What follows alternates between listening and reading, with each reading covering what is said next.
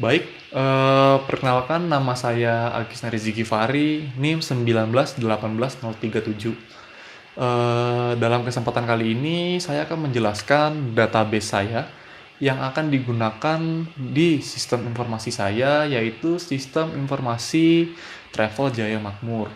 Di sini saya akan menggunakan database SI Travel dengan terdapat 7 tabel. Di tabel pertama itu ada migrasi. Jadi migrasi adalah tabel yang sudah ada bawaan dari Laravel yang fungsinya untuk memigrasikan tabel data yang ada di Laravel ke localhost. Kemudian terdapat tabel data hotel, tabel data kendaraan, tabel data pembayaran, tabel data pengembalian, tabel data tours, dan tabel data travelers. Yang pertama saya akan menjelaskan struktur tabel data travelers. Jadi, di dalam tabel data travelers terdapat ID travelers, NIK, nama, alamat, create add, dan update add. Nah, untuk create add dan update add itu berfungsi untuk menunjukkan informasi waktu. Contohnya seperti ini.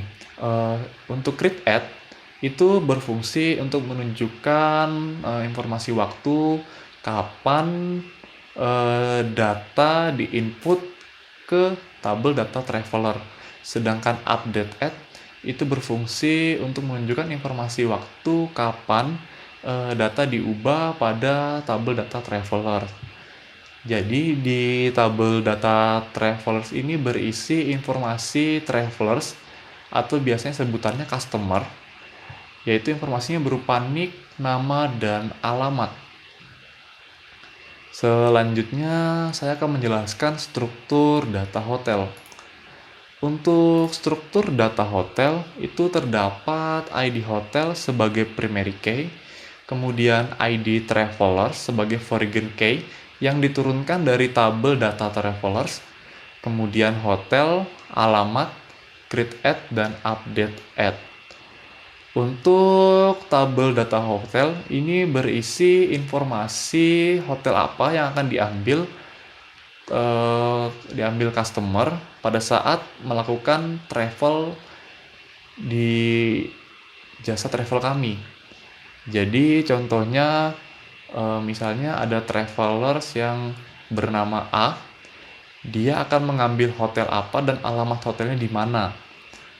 Nah, maka dari itu kenapa di sini ada foreign key yaitu ID travelers yang berguna untuk mengambil data yang ada di tabel data travelers supaya kita bisa mengerti customer mana yang akan mengambil hotel dan beralamat di mana hotelnya.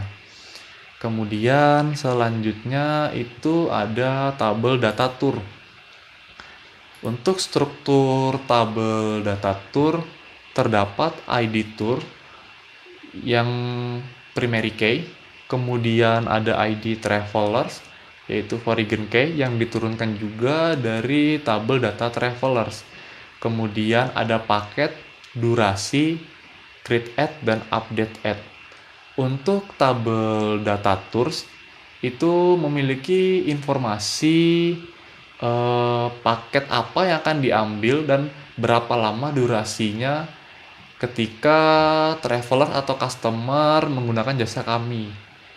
Makanya di sini ada ID travelers sebagai foreign key untuk mengambil informasi yang ada di tabel data travelers supaya kita bisa mengerti customer mana yang mengambil paket kemana dan durasinya berapa lama. Kemudian saya akan melanjutkan ke tabel data pembayaran.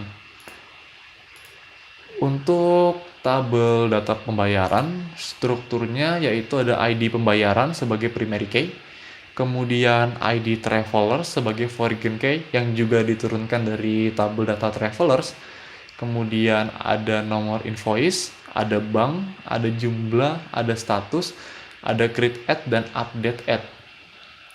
Untuk informasi yang ada di tabel data pembayaran yaitu berupa informasi seputar pembayaran, Jadi di sini tetap menggunakan Foreign Key ID Travelers yang dia akan mengambil data pada tabel data travelers supaya kita bisa tahu customer mana yang mentransfer dengan memberikan nomor invoice dan dia mentransfer asal banknya dari mana, dengan jumlahnya berapa, dan statusnya apakah dia lunas dan tidak.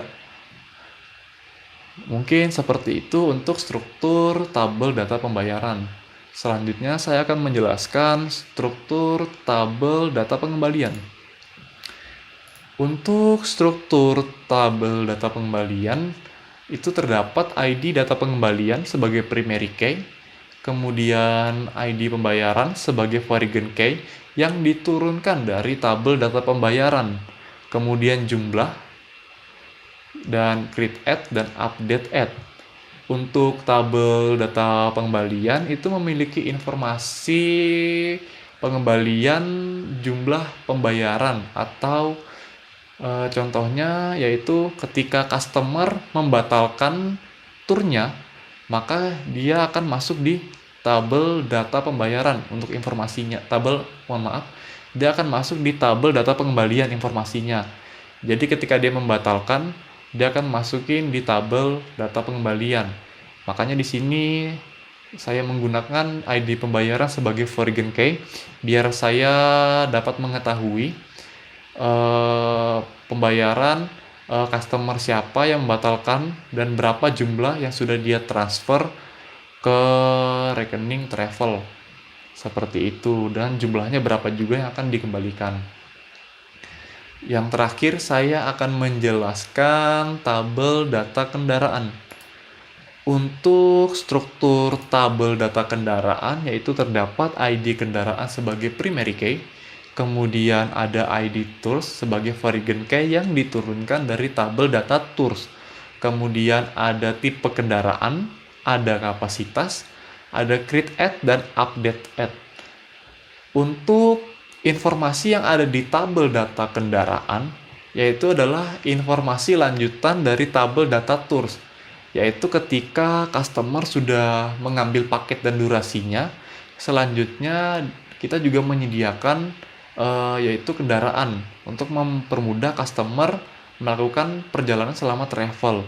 Untuk kendaraannya, makanya di sini dia menggunakan ID tours sebagai foreign key yang berfungsi untuk mengambil data dari tabel data tours untuk mengetahui customer mana dan paket dan durasi apa yang dia ambil, kemudian tipe kendaraan apa yang akan dia ambil, kemungkinan apakah dia sekeluarga menggunakan jasa travel kami atau bisa jadi dia sendirian menggunakan jasa travel kami. Makanya di sini juga saya menambahkan kapasitas penumpangnya. Baik, selanjutnya di sini saya akan menjelaskan relasi database saya. Untuk database saya menggunakan relasi one to many untuk tabel-tabelnya.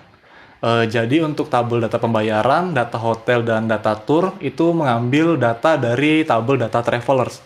Sedangkan data pengembalian itu mengambil data dari tabel data pembayaran, dan tabel data kendaraan itu mengambil data dari tabel data tours. Mungkin hanya itu saja yang bisa saya sampaikan. Mohon maaf bila ada salah kata. Wassalamualaikum warahmatullahi wabarakatuh.